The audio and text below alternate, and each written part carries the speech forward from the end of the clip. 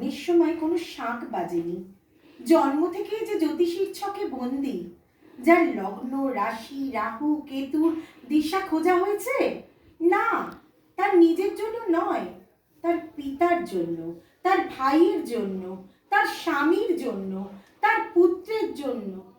কিন্তু যার গর্ভ থেকে আমার জন্ম, সেই মায়ের কথা বলেনি কেউ। আমি সেই মেয়েটি, সেই মেয়েটি যে জন্ম থেকেই বিবাহের জন্য বলি প্রদত্ত, যার বাইরের চেহারা, চোখ নাক মুখ ত্বক চুল রং নিয়েই দর কষাকষি, কালো না ফর্সা, কাদা না টেকালো, লম্বা না বেটে, কুঁতকুতে না টানা টানা, যার মাথার বাইরেটা নিয়ে সকলের ভাবনা, মাথার ভিতরটা নিয়ে কারো কোনো মাথা ব্যথা নেই। আমি সেই মেয়েটি যে ছোটবেলা থেকে শুনেছে জোরে জোরে কথা বলতে নেই, ছুটতে নেই, চেঁচাতে নেই, হাসতে নেই, এমনকি কাঁদলেও তা লুকিয়ে লুকিয়ে। আমি সেই মেয়েটি যাকে বলতে নেই খিদে পেয়েছে, ঘুম পেয়েছে, ইচ্ছে করছে না, ক্লান্ত লাগছে, আর পারছি না, আর পারছি না। আমি সেই মেয়েটি খেলার জন্য যার হাতে তুলে দেওয়া হয়েছে পুতুল, পুতুলের আদল পাবার জন্য, পুতুলের সংসার বানাবার জন্য। আমি সেই মেয়েটি যে গত কোনো শতাব্দীতে 5 বছর বয়সে মালা দিয়েছে গঙ্গা যাত্রীর গলায়, কুলীন ব্রাহ্মণী 365তম স্ত্রীর অন্যতমা হয়ে স্বামীর গর্ভে হয়েছি গর্বিণী।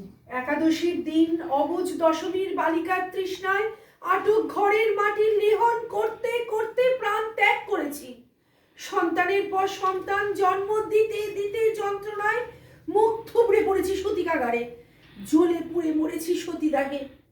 আমি বুঝতে পারিনি যে চাকরির জায়গায় নিজের কাজের কুশলতা দেখাতে নেই। আমি বুঝতে পারিনি যে আমার প্রেমিককে তার প্রেমপত্রের বানান ভুলগুলি ধরিয়ে দেওয়াটাই আমার ভুল হয়েছিল। আমি বুঝতে পারিনি আমি যদি কবি হতে চাই, আমার বন্ধুরা বলবে ওটা কবিতা হয়নি, ওটা পদ্য হয়েছে।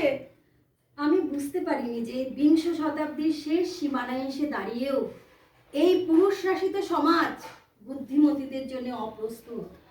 আমি সেই মেয়েটি যে দেখেছে একটি নারী কেমন করে নিছক মেয়ে ছেলে বনে যায়, চরিত্রের উল্টো দিকে হেঁটে যায় সফল স্বামীদের গিন্নিরা, শিক্ষার চেয়ে উজ্জ্বলতা পায় বেনারসি শাড়ির ফুলকি, বুদ্ধির চেয়ে দীপ্তিমান হয়ে ওঠে অন্ধকারে হীরা পান্না।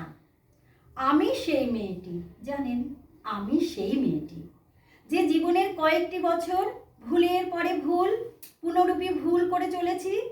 অন্ধকারের দিনে ফিরতে পারি না বলেই কি আমি অপমানের জ্বলন্ত কয়লার উপর দিকে হেঁটে যেতে চাই দুঃখের দিকে?